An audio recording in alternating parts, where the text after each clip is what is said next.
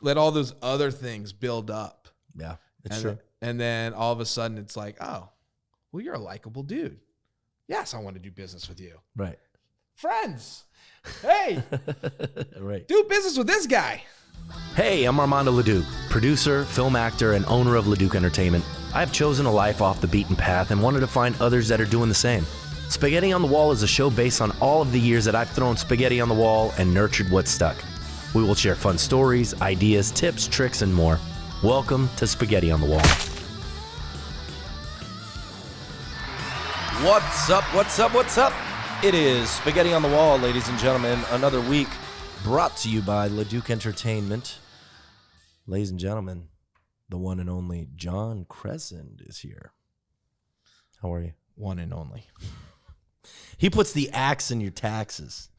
Look, guys, we don't necessarily always bring in accountants. As a matter of fact, you're the first accountant that we've ever brought on because for some reason, y'all's industry is just boring AF. What's so boring about accounting? No, I'm not saying necessarily. No, for me, accounting is boring AF. But I'm talking about just, in general, like accounts can just be really like. Oh, accountants. Accountants are just not really like the kind of people that, Yeah, I know what you mean. that I want to. Not to say that, look, I have nothing against accountants. It's just, you are just a different breed. You know what I mean? You're funny. You're That's personable. It's totally true. I've seen the jokes. I've tried. Yes, it's funny. It works. It's funny. It does work. I landed some. And a kick-ass poker player, right? Like you take a lot of people's money. Yeah, well, maybe sometimes in business and I don't and on the poker table. Money in business. Well, I mean, the government charge takes the right, money. Yeah, Let's be clear. That's true. You save the money, right? But they have to pay you to save the money, right? Yeah. If they didn't pay you, they'd be paying a lot more. Is what you're saying? Absolutely. Or what I'm saying, I should say. Yeah, that's right. They would. Right.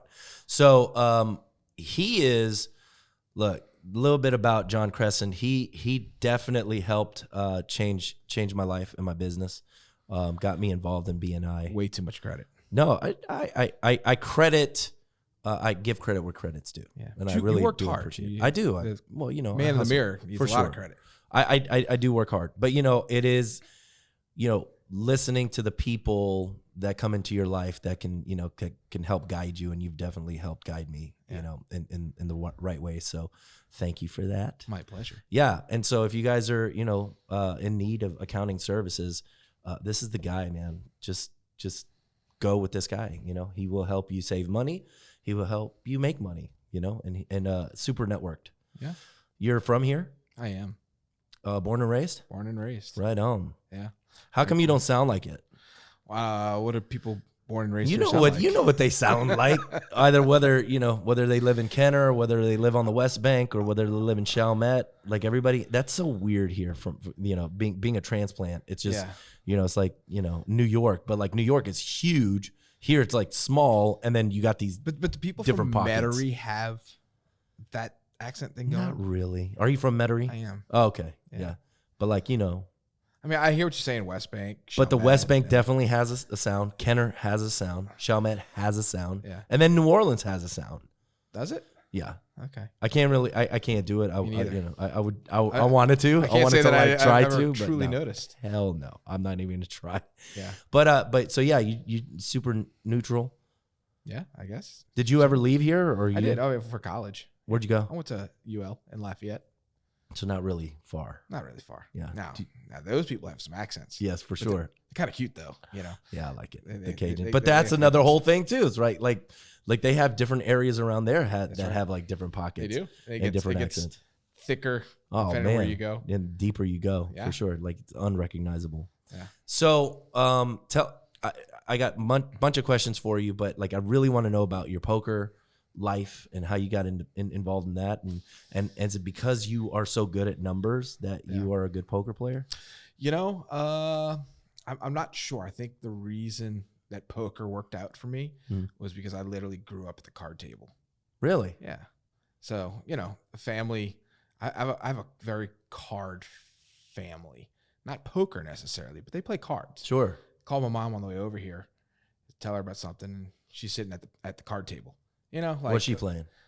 right now she's playing mahjong actually, but Right. she plays bridge. She plays rummies, ons, hearts. You know that kind of stuff. I like hearts. Yeah, I my play dad's huge hearts. Like if you walk in and he's at the office and he's got nothing going on, he's playing sitting at hearts. the computer playing hearts. Yeah, That's like what he's hearts. doing. So I mean, I think that's really, that background is really what did it. I think the numbers aspect of it certainly helps as far as like maybe being successful and taking it to another level, perhaps. But I think I would attribute it more to literally just being Knowing in cards. diapers and sitting at the card table and like punching queens and kings out of my Right, mom's right. hand or whoever, you know, that kind of stuff. Did you learn did you like read books on playing poker? I did. Courses? So I actually we had. You remember the old Atari games? Yeah, And then television. Do you remember those? of course. Like yeah. So yeah, we, I'm 42. I know. it. Okay. Well, I know. So we had those,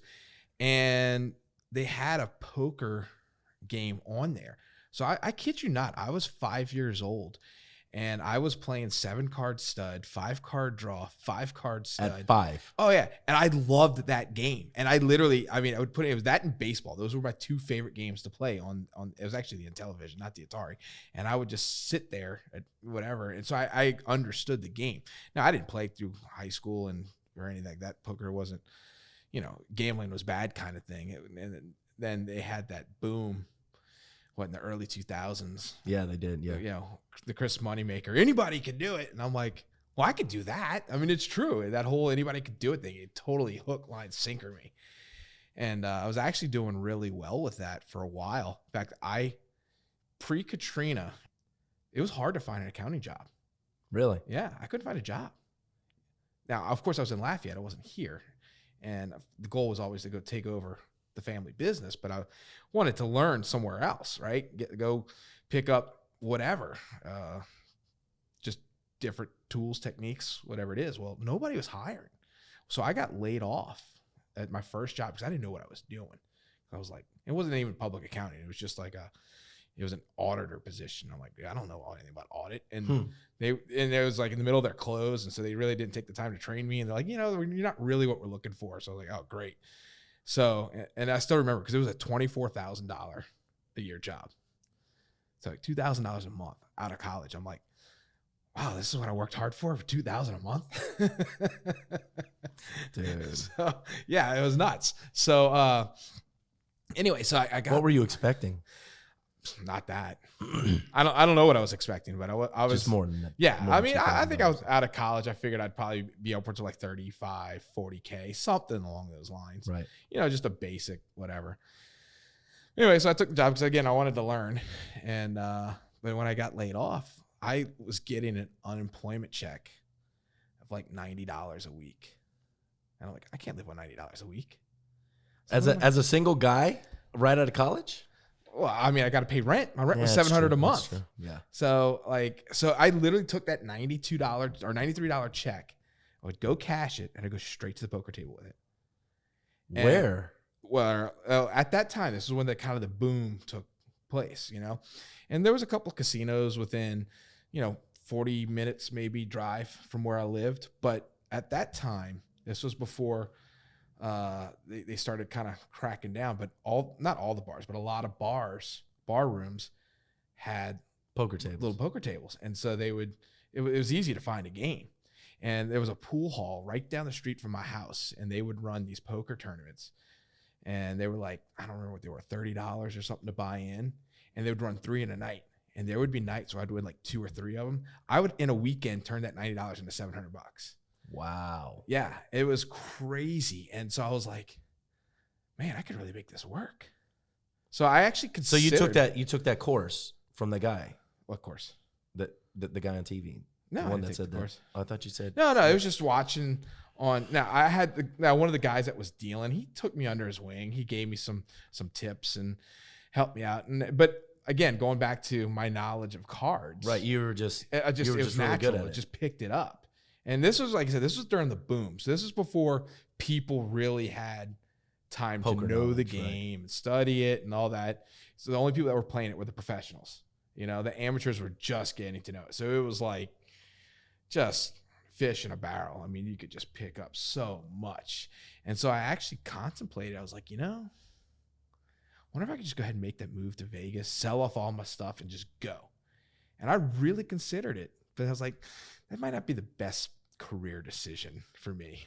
No, yeah, no. So I was like, I think in the long term, let me study for that CPA exam. Let me get that done. Sure. Let me build a career, and then let's just put it on hold. And that's what I did. So I put it on hold.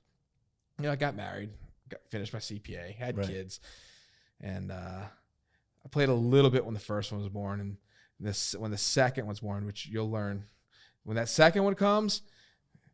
The wives don't play anymore. My wife is not going to do it. Yeah. She's not going to do it. Well, I'm just saying. Yeah. We're not going to. It's one and done. The first one's kind of like that fresh new toy. Right. And then the second one comes along and it's like, all right, now we got man-to-man defense. Right. And then the third one comes, then you go to the zone defense. We didn't get to the third. Right. But I like I said, I had to put all that stuff on hold.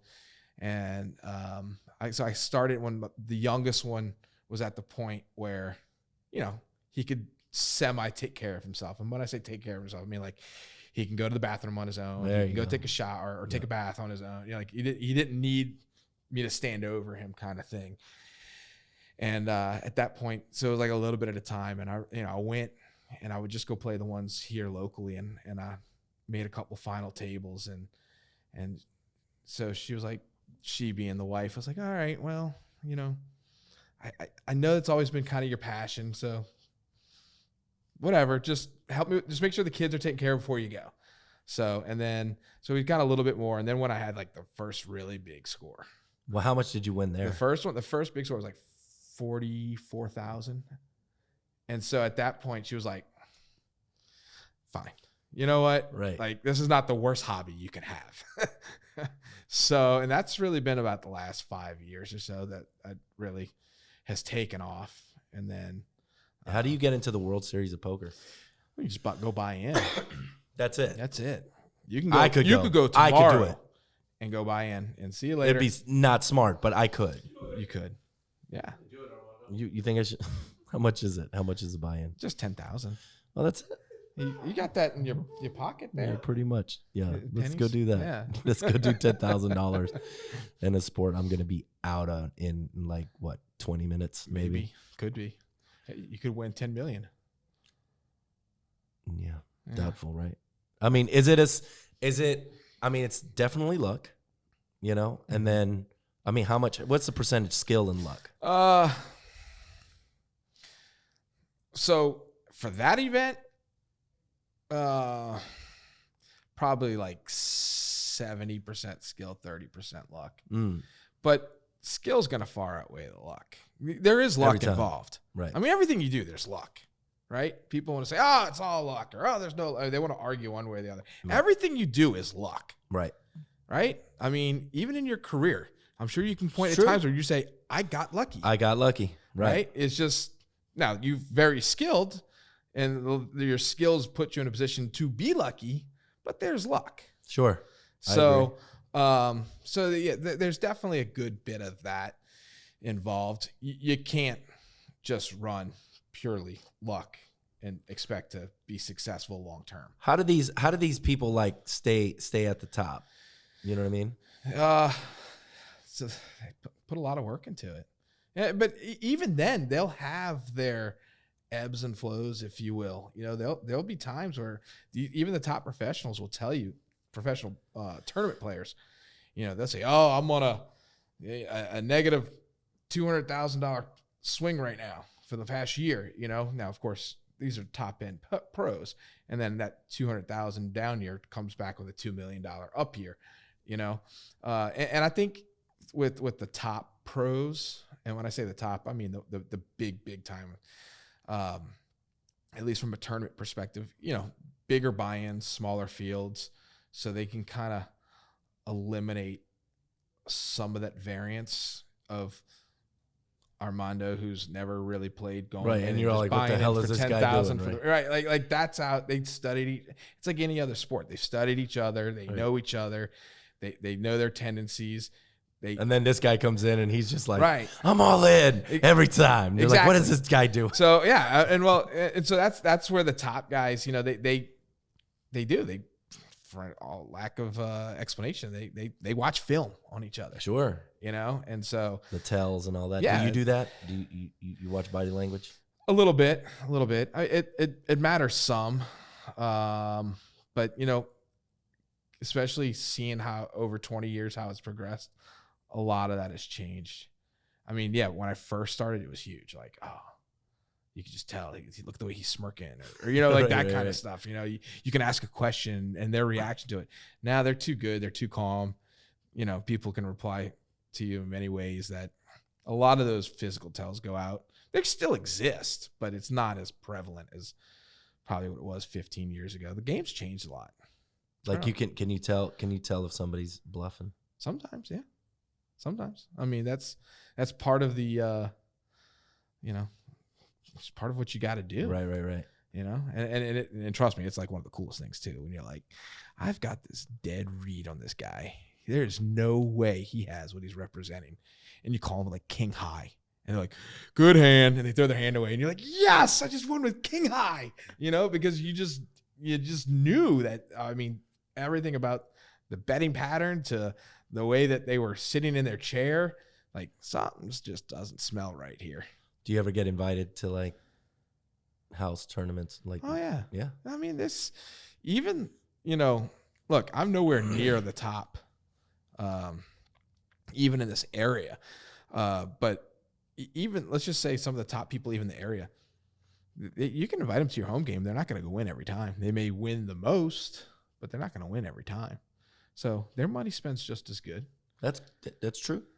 That's true. I love playing poker, but what happens is I'll start playing, then I'll start drinking, and then I'll start doing dumb shit. Well, and that's fine, but as long as you, like anything else, you have a limit set for yourself.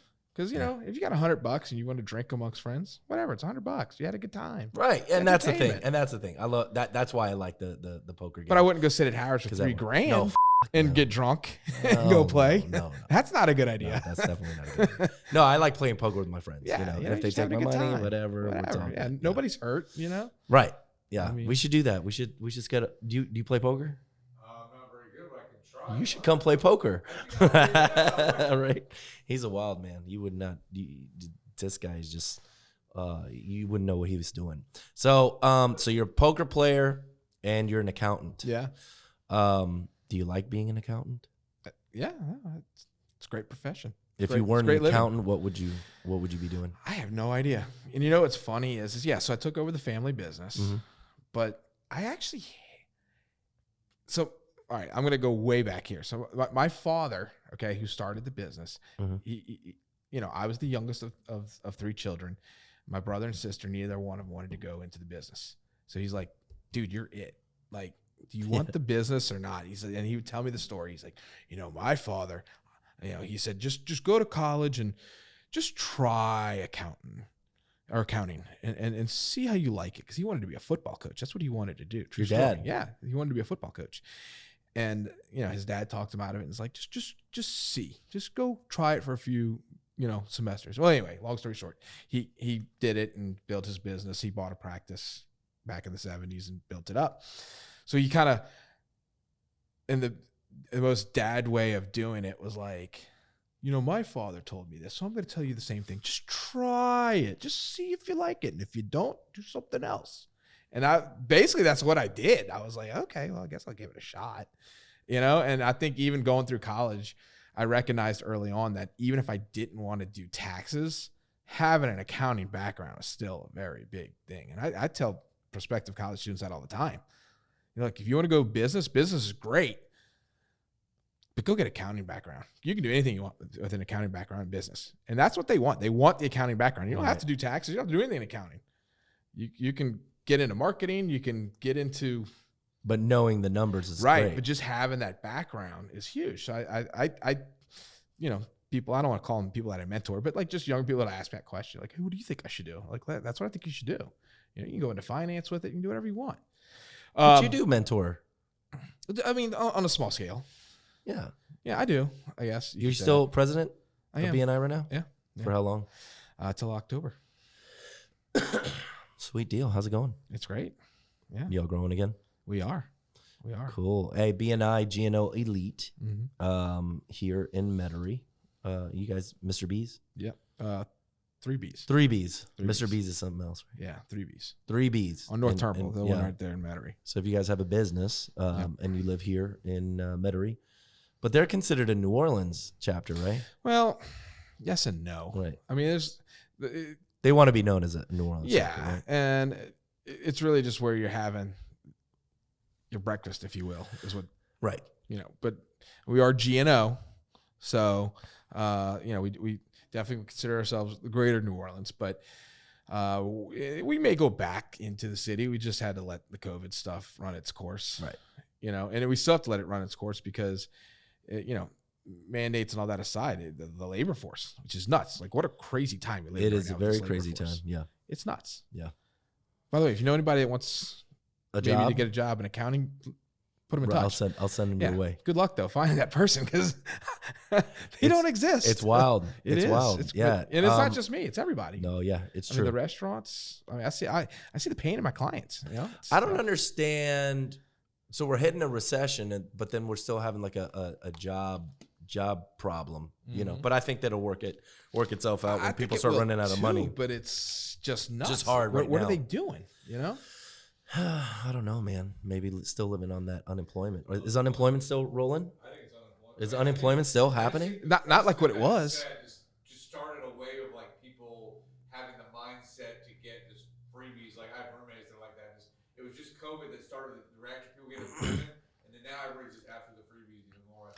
Yeah, but it's not. I mean, when they keep had going it, that when way. it was like what, I don't remember what it was. It was like $600 a week or whatever it was. Yeah. It was nuts. That was crazy. I'm like, holy, but it did run out. Like they're not doing that anymore. Yeah. So now it's like back to like what, 247 or 227, something like that. I mean, But it's still going on?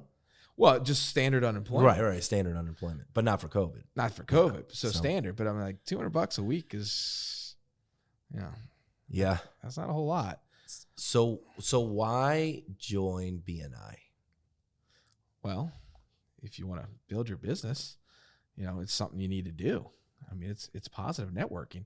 So I think the biggest thing, the biggest misconception about an organization like BNI, it's not so much about, the business I'm going to get out of it. It's not just a fountain of wealth that you can just go in and stick your cup in and drink, and all of a sudden you got this business. Right. It's going to put you around positive, supportive people for your business.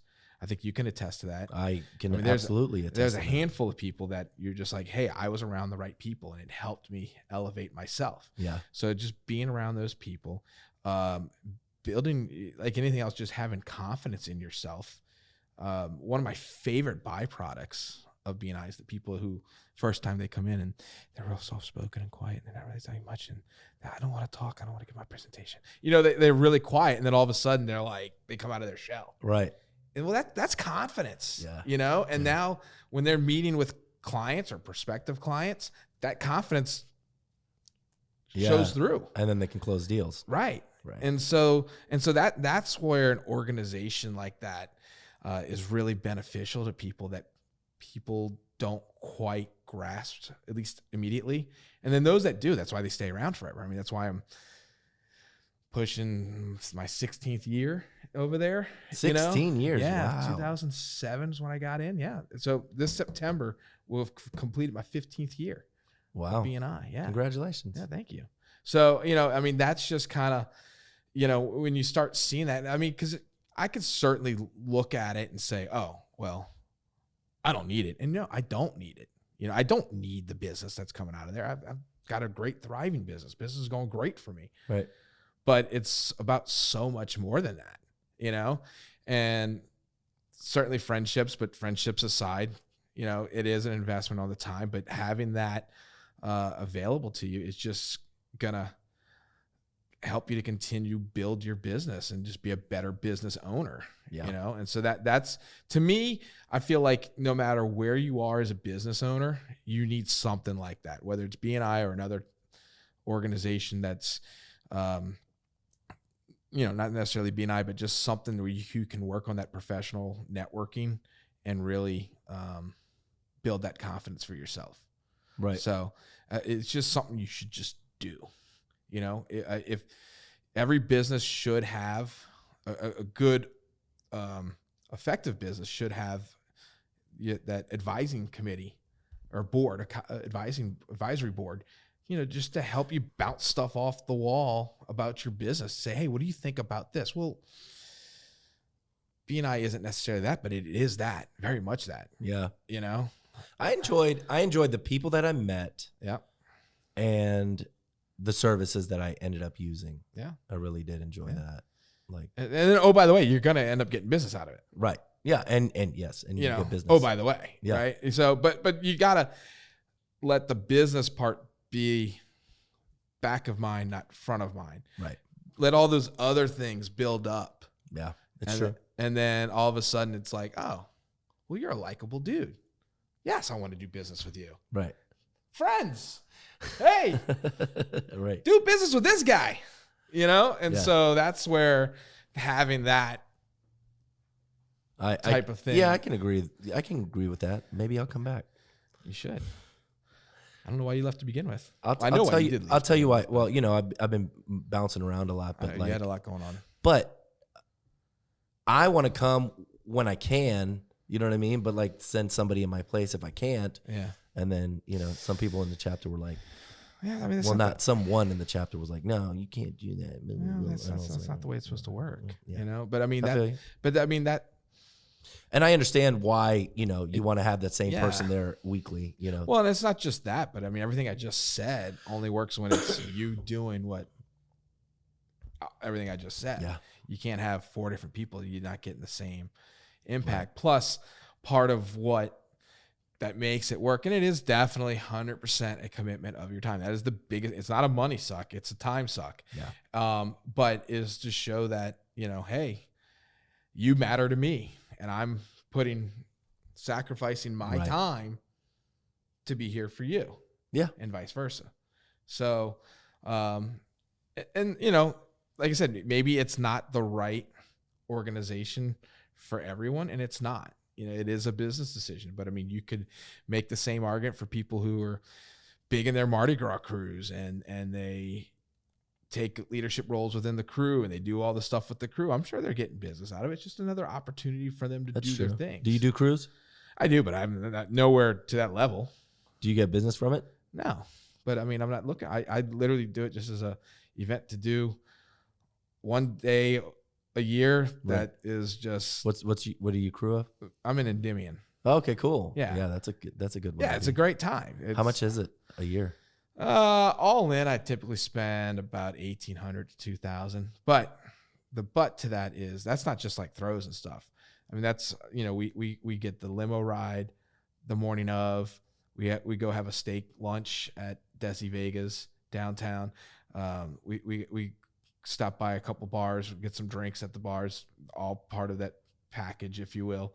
We'll go to the Bayou wine garden or beer garden, and was it Lucy's Retired Surfer Bar, and then we load up and we got the police escort and we're going backwards down the parade route, and the police are stopping traffic on Endymion Saturday to make it, open up just for us, and we're riding through. I mean, that's the experience, and then of course the extravaganza and I haven't been. I'd like to go. Yeah, it's a good time. Yeah, you should try to figure out if you can go play it one year. Right? Yeah, they got I have no idea who to tell you to go do that, but right. you should, but they always have.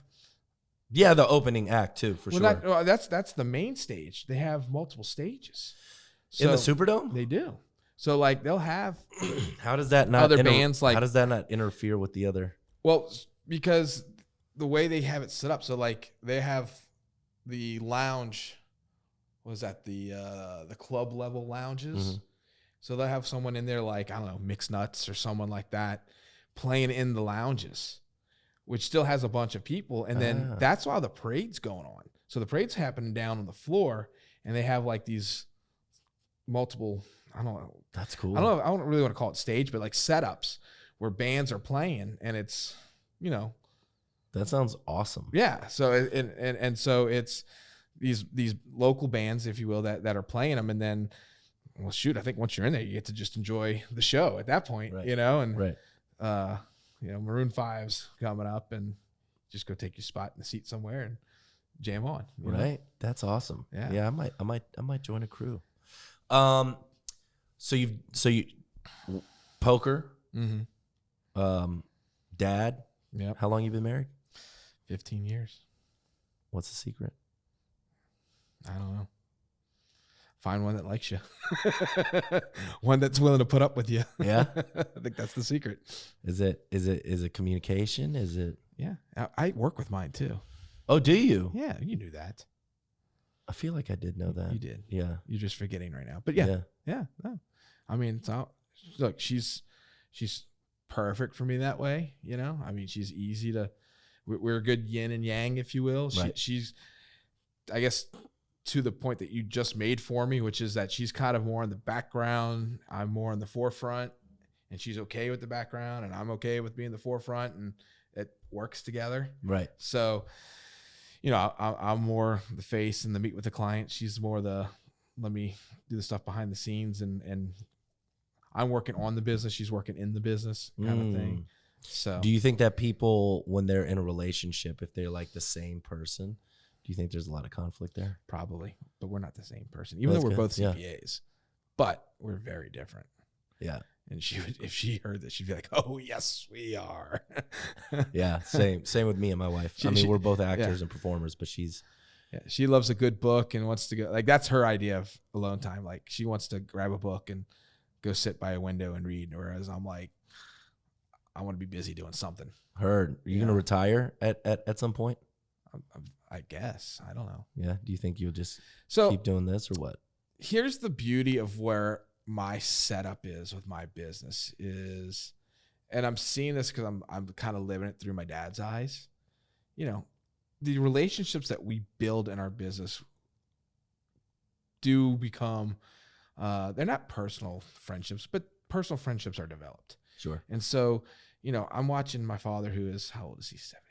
74 years old, sit in his office, clients of 40 plus years coming in, sit in his office.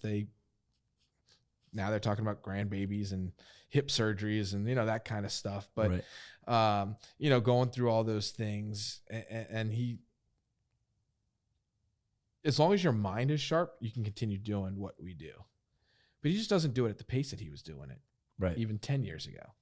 Now he's like, you run the business, and that's what I'm doing. I'm running the business. Right. So, and he comes in when he wants. Right. Plays his hearts on the computer and, whatever. So, so to answer your question, about retirement being where I'm at, yeah, obviously that's the goal, is to be able to say, I just want to enjoy life and not work. But I think I have a business that I could set it up right or build it properly to where I can do those things without necessarily giving it up, if that makes sense. Yeah.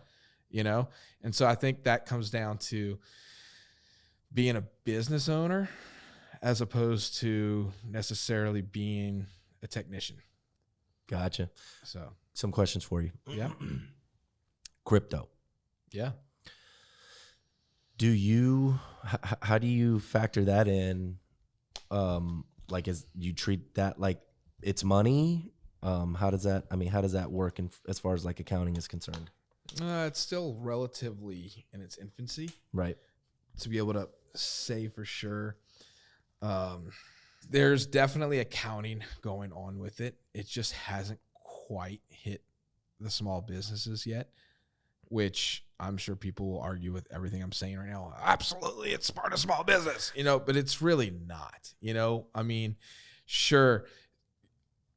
Could someone like yourself say, yeah, I'll shoot this video for you, just send me a quarter of a Bitcoin and call it even. I'm glad you're bringing that up, because I just picked up a client that's a crypto client, and they just started their own coin, And they want to pay you in that coin? Some of it.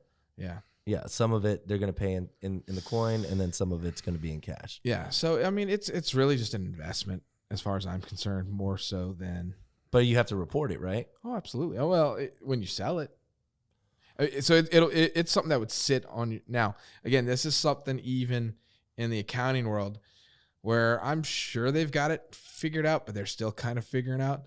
But the way I would treat it would be treating it as a balance sheet item, as basically just an investment account that's on your balance sheet. No different than if you open up a mutual fund through whoever and you just used your cash and you put your cash in there. So it's definitely an asset to the business that you would need to track. And then if you sell it, you report the gains on the sale or losses on the sale, and just like you would anything else. But I don't think it's mainstream enough yet. Like I said, there's some crypto nerds that are going to argue with me on this, but I just don't think it's mainstream enough to really be truly considered like it's just another cash account. Well, let me ask you this. If you are buying and selling through the coin, right? Like you have to pay taxes on the transactions? So every time you sell, yes. Would me buying something from somebody using the coin be considered selling? You buying something from, because you're at that point selling your coin in exchange for something else. Okay. So that is considered selling. Yeah, more or less. Gotcha. Yeah. I mean, I'm trying to think this through, but because if you've got a coin that you bought for $1 and it's worth $1.20 now, because you received the benefit of that 20-cent appreciation, if you will, because it's an investment. You cashed in your investment to be able to purchase something. So yeah. Okay. I would say but so. Right now there's no real penalty for like using coin, because investment wise, like if you have a mutual fund, you have a penalty for taking it out early, right? No, there's no penalty for taking out a mutual fund, only if it's in a qualified retirement account. That's what I meant. Something like that. Cryptos. Actually, now I'm saying that, but now you can buy crypto in certain IRA accounts. But no, but think of it like you would a mutual fund. So if you had a mutual fund, not an IRA, you just invested in XYZ mutual fund, and you said, hey, I'm going to sell off the money in here, and then I'm going to go buy myself a new camera, let's say. Well, you got to pay the taxes on the gain from you selling off that fund. And then, you got your asset or camera or whatever it is that you bought, and you put that on your financials accordingly, whether it's an asset or an expense. I know I might sound like an idiot, but I don't really know this stuff, so that's why I'm asking you. Yeah. Investment wise, right? When you buy, I don't even know how to ask this question, because it's confusing to me in terms of like investing, and like mutual funds and how that all works in terms of. Let me think about how to because I don't even know how to properly posit the question in order for me to even ask. Where are you trying to go with it? Well, what I'm trying to do, I'm trying to figure out how this relationship is going to work with these, with these crypto guys, right? Because like some people are, some guys are like, they'll invest in a coin, right? And then all of a sudden it shoots up 1,700%, right? Now you're a millionaire, right, in this coin, right? And then you sell it, right? And you sell it off, and now you have cash, right? I guess. Yep. Does that in order, I guess, to be compliant, you must always have the ability to sell and buy the stock, right? Or sell and buy the coin? No matter what, like will I ever get into a situation where I would not be able to sell the coin, or it might just not be worth anything? It gets a little screwy, because let me back up a second. So if someone gives you XYZ coin and say, here's 10,000 of XYZ coin, right, and that coin at its current value is $1,000. Well, you still technically got a income, if you will, of $1,000. Right. That you just got paid this in exchange for goods and services. So in true accounting aspect, it's going to get really crazy with what I'm about to say, but you've got your revenue of $1,000, but instead of it being sitting over here in cash, it's sitting over here on your balance sheet under another asset, which is XYZ coin, which may be, 10,000 coins equal to 1,000. So that's why when I was explaining, if you were then to sell that $1,000 of initial value and all of a sudden it was worth $100,000. Right. And you're like, oh, sweet, $100,000. And you go sell those coins. Now I'm on the hook for $90,000. Well, you created another $99,000 worth of income. 99,000, I should. Yeah. So the original 1,000 value plus the 99. Funny story about that. It was about 2014-ish time frame. And someone came to me to do their taxes who was a waiter. And he says, can I pay you in Bitcoin? I'm like, what's Bitcoin? And he says, and he explains it. And I'm like, yeah. Let's just do cash. Would you have liked that? What's that? Bitcoin at the time? At the time, I didn't know what it was. Right. I didn't know anything. But if I'd have taken that, which I don't remember the value of it, but it was like maybe it wasn't a lot. It was like maybe $100 to $200 or so in value, which even with its down state today, it's still, I hadn't looked at it, but still probably worth about 30,000. So, he could have basically, for what he would have had to pay me, would have been about half a Bitcoin. So that tax return that was really like $150 would have ended up being about 15,000 today. Wow. Yeah. And I didn't. I know. But Jeff Rizzo's I got the cold huge. hard cash. Yeah, Jeff Rizzo's huge into crypto, man. Yeah, fortune favors the bold, right? Yeah. And that's where it is. You don't have any investments in any crypto, right? No, I do. Oh, you do? I do. Okay. A little bit. Nothing substantial. Right. Yeah. Just you playing around with it. Just dabbling. Right. Look, the only reason I got into crypto was because I didn't want to be that jackass left behind because everybody else did it. And I'm like, I can't believe I didn't do it. And so when I say a little, I did a little bit. Sure. And my count grew in it. What about I guess this time last year, I'm like, oh, this stuff's amazing. And then November rolls around, like, this stuff is terrible. Right. So I feel like I should, now'd be the time to buy, right? Because it's down. Well, stock market's down too. So now's a great time to invest across all boards.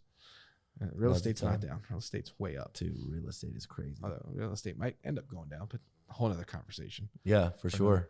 Spaghetti on the wall. Yeah, no, for sure, man. Oh man, dude, I could pick your brain about accounting information all day, but I'm not gonna bore you with that.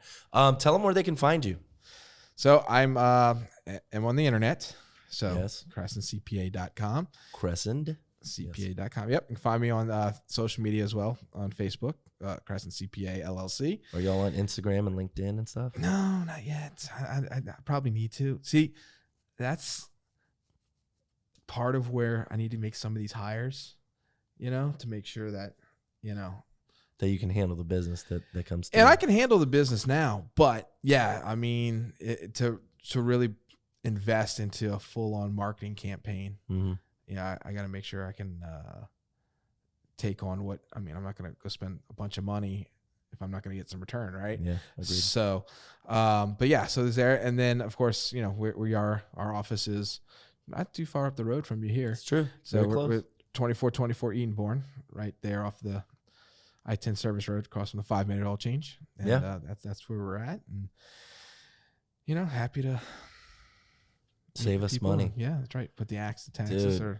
seriously, magic man right here has saved me all kinds of money. Yeah. So definitely magic Mike over here. Please visit CrescentCPA.com. Yeah. And get your guys' taxes done. Also a wealth of knowledge when it comes to, any of my accounting needs, or, anytime I'm like, hey, what is this? Hey, that's right. What is this? And he's like super quick. This is what you need to do. So super wealth of knowledge. Reach out to John Cressend. Thank you guys so much for being on Spaghetti on the Wall. Spaghetti on the Wall is brought to you by Leduc Entertainment. And you guys can always watch the show on YouTube, Spotify, Apple Music, Google, anywhere you can find a podcast. Look up Spaghetti on the Wall. My name's Armando Leduc, and I'll see y'all next time.